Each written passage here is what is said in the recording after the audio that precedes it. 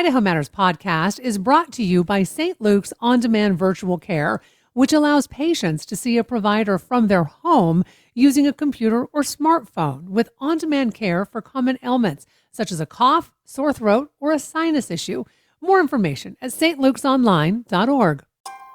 Hi, Scandalized listeners. Charlie and Jackie here with a really exciting announcement. We're coming back to Podfort in 2026. We'll be live at the Boise Contemporary Theater on Friday, March 27th at 3 p.m. This year, we're going to be digging into some of the juiciest fashion faux pas in American politics. You won't want to miss it. We'd love to see our amazing listeners, so bring your friends and come talk scandals with us. And best of all, it's free. That's Friday, March 27th at 3 p.m. from the Boise Contemporary Theater. See you then. From the studios of Boise State Public Radio News, I'm Gemma Gaudette. This is Idaho Matters.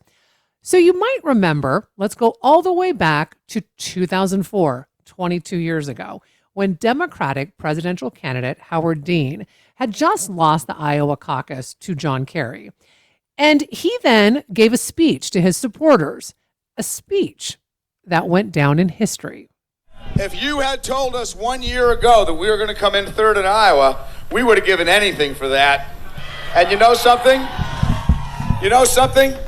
Not only are we going to New Hampshire, Tom Harkin, we're going to South Carolina and Oklahoma and Arizona and North Dakota and New Mexico. And we're going to California and Texas and New York. And we're going to South Dakota and Oregon and Washington and Michigan. And then we're going to Washington, D.C. to take back the White House. Let's hear it for Howard. Okay, Jackie, so this moment, especially the awkward kind of yell that Howard Dean lets out at the end, has come to be known as the Dean Scream. I have also seen it referred to a little bit irreverently as the I Have a Scream speech. Yikes. Okay, that scream played on CNN, and it actually doomed his campaign, or did it? That scream was one of the topics of an episode of the podcast Scandalized, where you just heard Jacqueline Kettler, Associate Professor of Political Science at Boise State, and Charlie Hunt, Associate Professor of Political Science at Boise State, start to break down some of the biggest political scandals and their aftermath.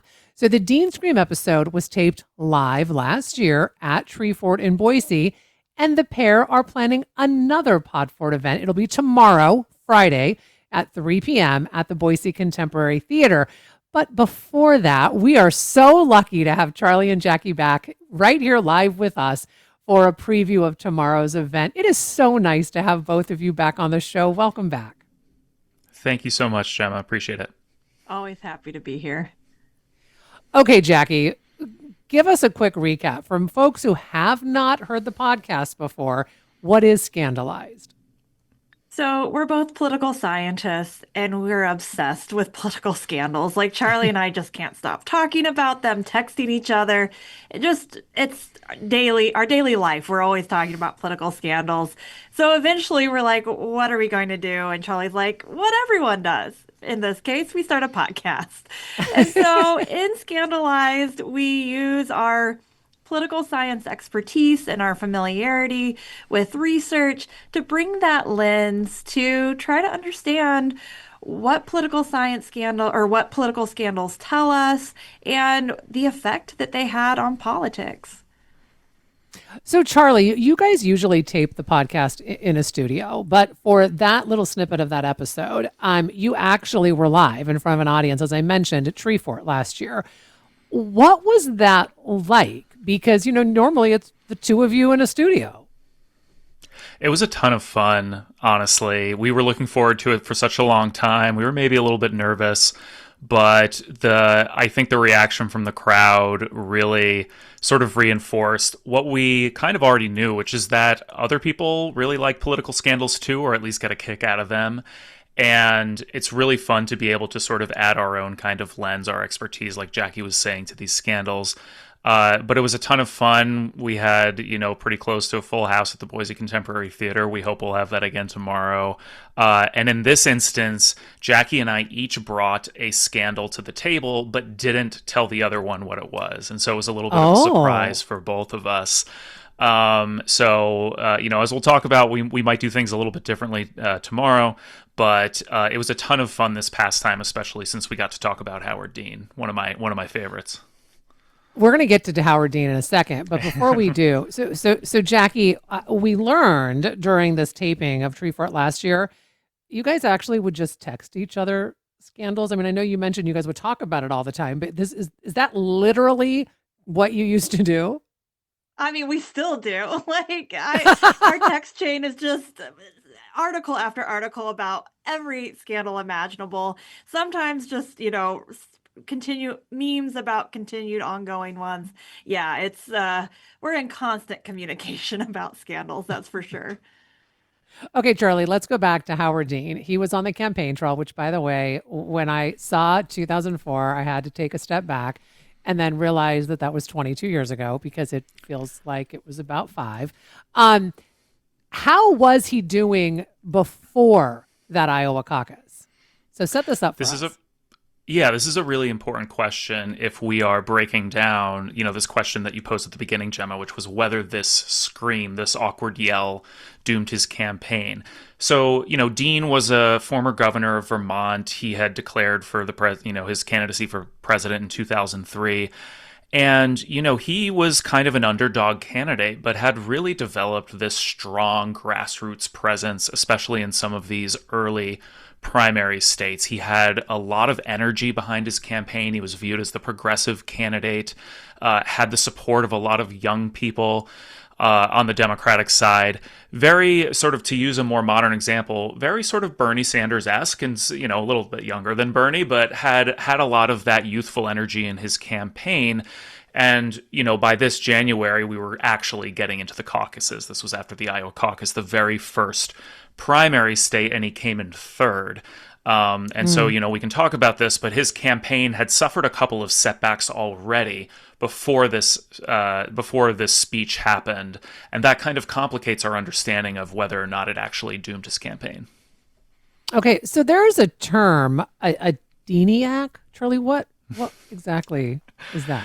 Yeah, the Deaniacs were these really passionate. I mean, they were, the term for his supporters, right? That they were, very passionate about him in particular and his campaign in particular. A lot of times you support a candidate for president or for any other office, and maybe you support them because you like them better than the other candidates, but you're not particularly attached to them. Dean had this kind of following that was very specific to him and was very, very passionate. He wasn't necessarily ever, winning, say, a majority of Democratic voters, but the people that he did have were super dedicated to him. And it's what gave his campaign, I think, a lot of attention early on, particularly in 2003. Leading up to the end of that year, and made him, really formidable and someone that I think the other Democratic candidates, other maybe better established folks like John Kerry or John Edwards, who of course went on to be the president and vice president nominees for the Democrats, they had to deal with him. They had to address his presence on the campaign trail because he was garnering so much attention. Okay, so Charlie, you really do break down the Dean scream in that episode, and you explained why Dean didn't realize that it was a problem. So I do want to just take a listen to a bit of that Scandalized episode. While he was giving this speech, Dean was using what's called a unidirectional mic, which is exactly what it sounds like. It's facing in the speaker's direction, and so it's designed to pick up the speaker and designed to dampen the crowd noise that's coming from where they're facing. And that's for good reason. It's to make sure that TV stations like CNN, who carried this live, can hear him and not have the crowd drown him out completely. And so people watching at home can actually hear what he's saying. But for Dean, in that moment, all it meant was that for folks watching this speech on CNN at home who weren't in that hall, all they heard was a guy yelling, really loudly over a crowd that the viewers couldn't actually hear. And so for comparison, I want to share an interesting video I found, which is a clip of the same exact moment we just watched, but it's taken from a supporter's camera out in the crowd. So you're hearing the entire room and getting a better feel for what it was actually like in there that night. I was about to say, I'm sure there's some disappointed people here. You know what? We love you! You know something? You know something?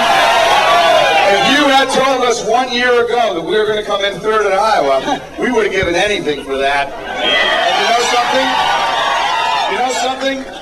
Not only are we going to New Hampshire, Tom Harkin, we're going to South Carolina and Oklahoma and Arizona and North Dakota and New Mexico. We're going to California and Texas and New York. We're going to South Dakota and Oregon and Washington and Michigan. And then we're going to Washington, D.C. to take back the White House. Okay, so a couple things stand out to me about that clip. First of all, like, that crowd is rocking. Yeah. They are loving Howard Dean for all he's worth, even after he just lost the Iowa caucus. To me, it bears out a lot of what we just talked about in terms of his grassroots popularity. But practically speaking, if you're in that crowd, right, you can't tell nearly as much that Dean is kind of screaming in an abrasive way. I couldn't even really hear the scream at the end there. What's your reaction to that? Yeah, I really couldn't hear the scream either. I mean, he's feeding off the crowd, right? Yeah. Like, they are enthusiastic and energized together. And yeah, if you were in that crowd, I don't think you would have noticed beyond maybe like, oh, he's really fired up. And we learned later that Dean's staff, as well as the reporters who were actually in the room watching the event in person, rather than the ones who saw the speech on TV, they didn't even realize anything was amiss until apparently later that evening they were all at the bar getting drinks, and they looked up at the TV and this clip is playing over and over and over on CNN, and they're like, but we lost. Why are they playing this over and over? And then they realize that they have a problem. Okay, so Charlie, that is fascinating to hear that other clip from the room, because it sounds fine. So, I mean, did Dean do anything wrong? I mean, I think wrong is a pretty strong word for this kind of thing. Like, the guy was just really excited. I mean, in a way, we were just talking about the enthusiasm and the grassroots support behind his campaign. Mm-hmm.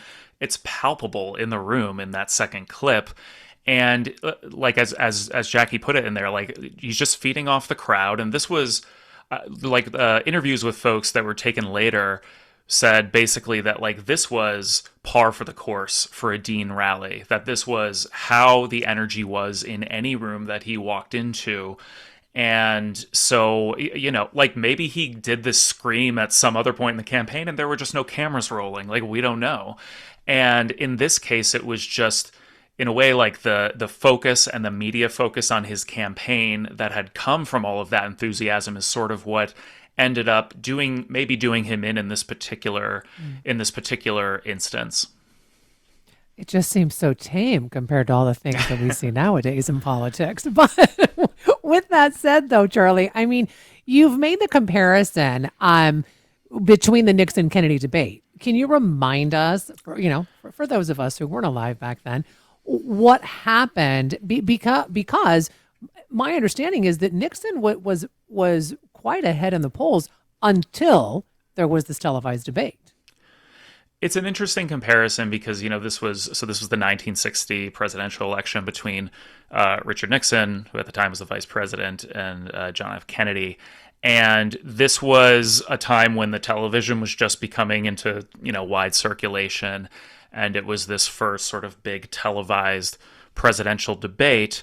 And, when the viewers were watching this and, Kennedy was this, well-coiffed sort of, very ready for TV candidate, younger, handsome guy.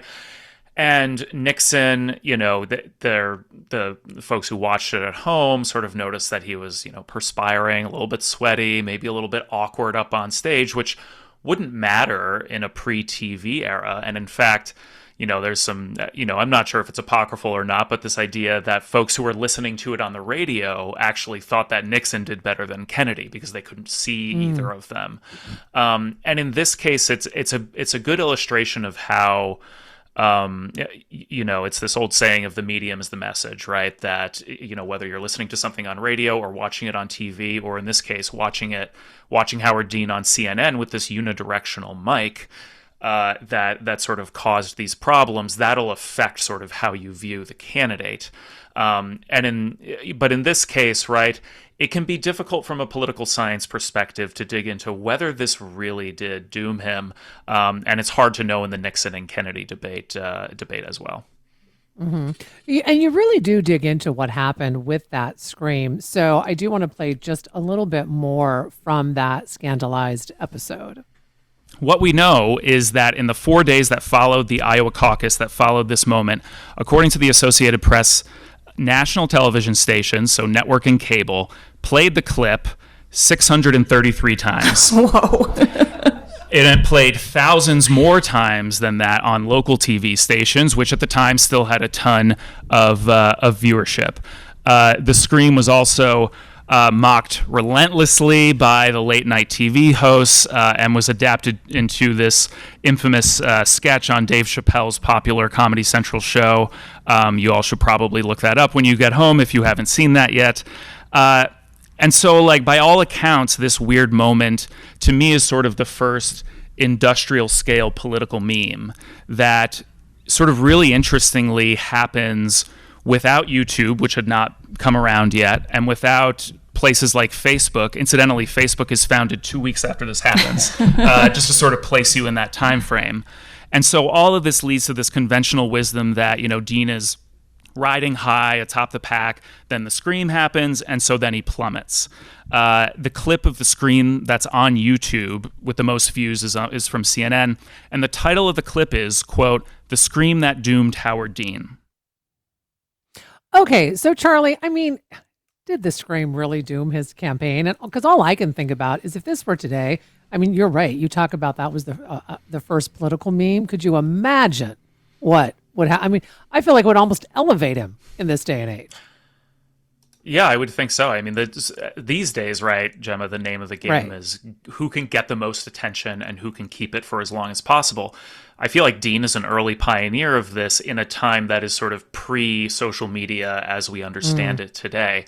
But as far as, again, like my job, Jackie's job, is to take the political science lens to this. And that means looking at how he was doing before this was happening and after this was happening, right? Yes, there's a lot of media attention, but that's not the whole story.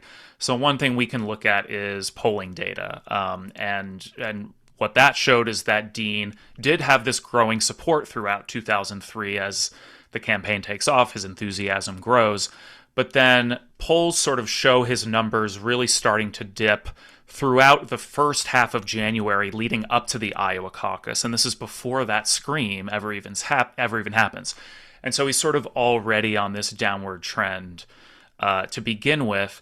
And this is in part because a lot of the other candidates are like noticed he got attention and were aiming their fire at him. In a lot of cases, making this claim that Dean was a little kind of wild and crazy and that he was too like hot-headed to be president.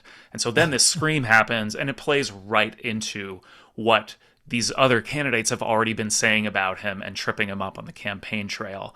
And so, yeah, I think it's safe to say the scream does not doom his campaign. I think if the scream doesn't happen, he's still probably not going to be the nominee. It's just that it fit into this preconceived narrative that other candidates had already been spreading about him. Okay, so Jackie, along with the Dean scream, which we just talked about in the prior segment, you talked in this episode about a Baltimore, Maryland mayor who got in some hot water with a children's book.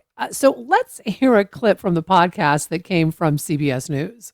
Tonight, Baltimore's former mayor, elected to heal a city scarred by riots, is charged with 11 counts of fraud, tax evasion, and conspiracy. And it all stems from a series of children's books that she wrote. Jeff Begay's on this latest plot twist. Investigators say Catherine Pugh was paid nearly $800,000 for copies of her self-published Healthy Holly children's books, even though there were multiple errors in the books, like the word vegetable spelled vegetale. According to court papers, the books were sold to nonprofit organizations and foundations which did business or attempted to do business with Maryland state government and Baltimore City. Ms. Pugh blurred the lines between her public duties and private business. You gotta eat those VeggieTales if you're gonna grow up healthy and strong.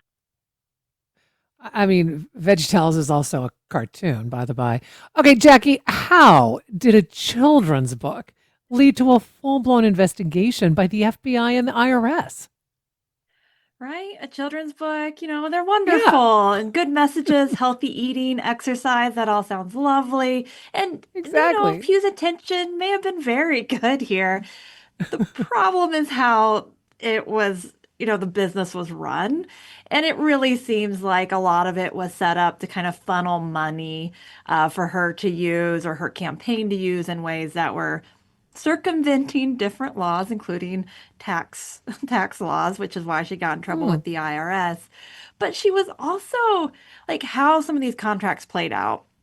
For example, she had a no bid, meaning that it was not an open bid. No one else participated in this decision for a $500,000 worth of these books for the University of Maryland medical system. It was not open, it was not transparent, Uh-huh. no one knew what was happening. And in fact, it looks like the books were never even fully delivered. And she was double and triple selling copies of the books. So Oh, like copies weren't delivered, she'd resell them. There's all sorts of questionable business practices happening with these books. okay. You actually dropped in some fun facts about this scandal during the podcast. So let like this one about the investigation. Let's listen. One little fact. So she was 69 when all of the investigation was ongoing. The FBI raided her city hall office, her home. She hid her phone and told FBI agents she didn't have it. And then they found it by just calling it and hearing it ring in the covers of her bed. That's why you turn off your ringer. Always keep it on silent. The FBI will find you. No, she did not. She needs to take lessons from my husband, who never turns his phone off silent. Jackie, how did you dig up these facts? I mean, I'm curious about kind of the research behind these podcasts. Well, I think because Charlie and I both just get obsessed with these scandals, we just will go down any rabbit hole imaginable on these topics. So we read a lot of local news coverage about them. We watch a lot of television coverage, just kind of continue to dig and dig. And I will say the Baltimore Sun won a Pulitzer for its coverage of the Oh, Catherine Pugh scandal. So they had this huge series of lots of research, of lots of reporters doing this great research. And so, like, this is where local coverage matters so much because that's where you find these rich, fascinating details that you're like, whoa, why did this happen? Or how did this happen? in fact, you mentioned in the podcast about how important news coverage is when it comes to the research that you guys do. So here's a little bit more from that episode of Scandalized. The Baltimore Sun won a Pulitzer Prize for local reporting for their coverage of the Healthy Holly scandal, and it is excellent coverage. We can applaud that, yeah. Yay for the Pulitzer. And part of what their investigation was trying to find copies of the book. Because again, a lot of the copies were never delivered anywhere. So the reporters were going to warehouses, even their own like basements, trying to find copies of the book so they could actually see what was in it. Please tell me you have a copy of the book with you. I don't. I should have. I should have. But it's actually really hard to find. But so one thing that we routinely find in these scandals is the importance of reporting, investigative reporting, as well as these investigations. And this is one of these examples as well. If you're just joining us, we're talking with Jacqueline Kettler. She's associate professor of political science at Boise State, along with Charlie Hunt, associate professor of political science at Boise State. And we're talking about their podcast, Scandalized. So the two of you are planning to tape another episode live tomorrow, Friday, at Podfort at Treefort. Can you give us a little hint about what you'll be talking about tomorrow? We'll give you a little bit. We still want folks to come Okay. to the show. Yeah, we're digging into something else this time, a topic that we've wanted to talk about for a little while, and that is sort of the role that fashion and appearance play in our politics, including some of the kind of fashion faux pas that many politicians seem to make. So, we'll be talking about things like Barack Obama's tan suit controversy, which I'm putting in air quotes, from 2014. Some of these some of the interesting things politicians do with their hair, and some other important differences based on gender that Jackie's research talks about a whole lot, which is, are women politicians held to higher standards for their fashion choices than men are? So plenty of different folks we can get into there. Okay, well, I think that's a big yes. So, Jackie, I actually am quite curious about this, in particular about these fashion choices, because, yes, I mean, Barack Obama had the tan suit back in the 2014. People talk about how long Donald Trump's ties are, right? But it seems like whenever there is a high-profile female in politics, she is scrutinized. I mean, down to like, the last little piece of hair being in place or not in place. So, I mean, how does that potentially play into this? And then, I mean, beyond that, right? I mean, look at how they even are now calling it like a Trump face, right? All these women in politics who are Republican, who they say are getting the same type of plastic surgery. I mean, we don't talk about like that about men in our culture.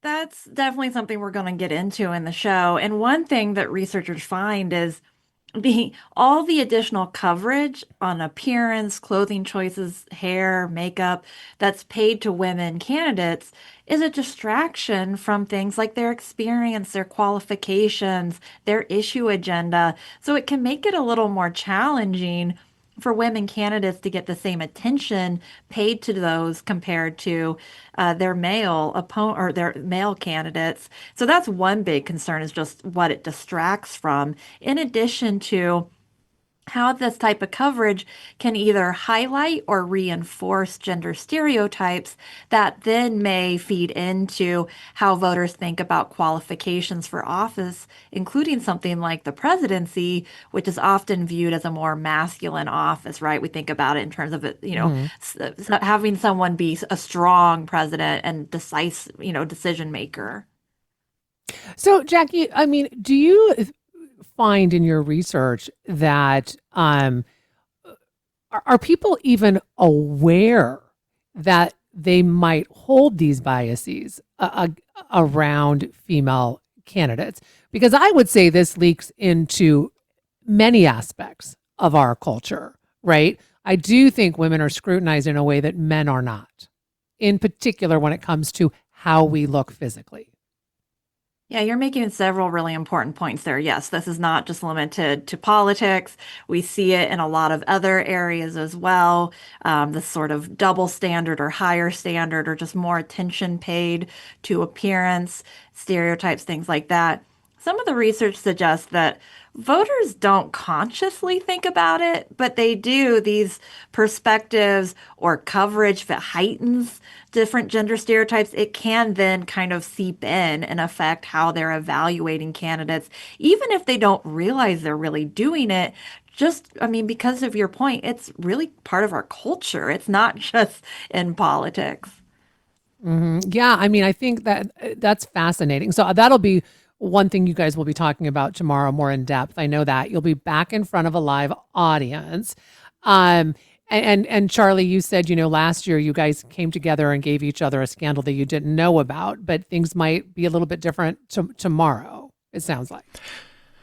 Yeah, we're not sort of hiding things from each other this time, but we are sort of doing different scandals that sort of fall a little bit more respectively into each of our areas of expertise. And I think we're excited to sort of get each other's takes on each of these things, which is sort of where Scandalized came from to begin with, because I care what Jackie thinks about these things, I trust her judgment, and it always helps illuminate these things for me, and we hope that comes through with the audience, and we will even have a fun game at the end to end things out, and so we really hope folks will join us tomorrow. So what do you guys have coming up after the Treefort taping? I mean, what's next for Scandalized? It's such a great listen. Well, thanks for that. And we appreciate all the continued support. We are working on planning out and preparing for another season, which is really exciting. It's always a really hard stage to decide what to include as part of the season. But I'm really excited on some of the topics we have planned. Well, I know you two are so into these political scandals, and you're right. I think that people in general kind of get sucked into a good scandal. But did you have any idea when you started this that you would have such a following and people be as interested as the two of you are in these scandals, Charlie? I think I can answer for both of us and say no. We were not expecting this. This is the kind of thing we have so much fun doing. We would do it sort of whether anybody listened or not, I think. But honestly, doing the live show last year, and I think what we'll experience tomorrow as well, is sort of a confirmation that people really care about this, that they want to like wallow in the scandalous nature of these different stories, but they also want to be informed. They want to be armed with the facts and with the research to think about whether and how much these things really matter and how they shape our politics. But it's been so rewarding to see people's response to these. People would come up to us after the show afterwards and ask us more questions about it. And I should say, after the show around 4, we'll also be heading across the park to Julia Davis for Ale Fort if anybody wants to peg us with some questions around political scandals afterwards. I love that. Before I let you guys go, I mean, I think, and Charlie, you mentioned this, right? People want that information. I mean, yes, this is entertaining, right? I think you guys are just so easy to listen to. But at the core of it, there's an education about politics that I feel like you're giving people. Do you feel that? And if so, how important is that to you? That's been a key goal for us from the start. We're both teachers, we're both educators. We care deeply about helping explain and introduce these concepts. And to your point about entertaining, everything, when I find weird facts or quotes, I'm like, oh, I hope Charlie enjoys this, right? Like, I think we're trying to entertain each other in this conversation, but we also do really care about that educational component. It's very deep to our heart and our values. Well, I want to thank you both so much. I know how busy you are, in particular with Podfort coming up. So thank you for taking time to talk with us today. We've been speaking with Jacqueline Kettler, Associate Professor of Political Science at Boise State, and Charlie Hunt, also an Associate Professor of Political Science at Boise State, talking about their podcast, Scandalized. They'll be taping a new episode tomorrow, that's Friday, at Treefort. It will happen at 3 p.m. at the Boise Contemporary Theater at Podfort. And the best part of it, folks, it is free. So get there and get your own episode in person with Charlie and Jackie. And that'll do it for this episode of Idaho Matters. Make sure you check out our podcast feed because you can find more episodes of topics that might be interesting to you. And for more local news and headlines, make sure you subscribe to the Connector podcast. And if this episode meant something to you, text it to a friend.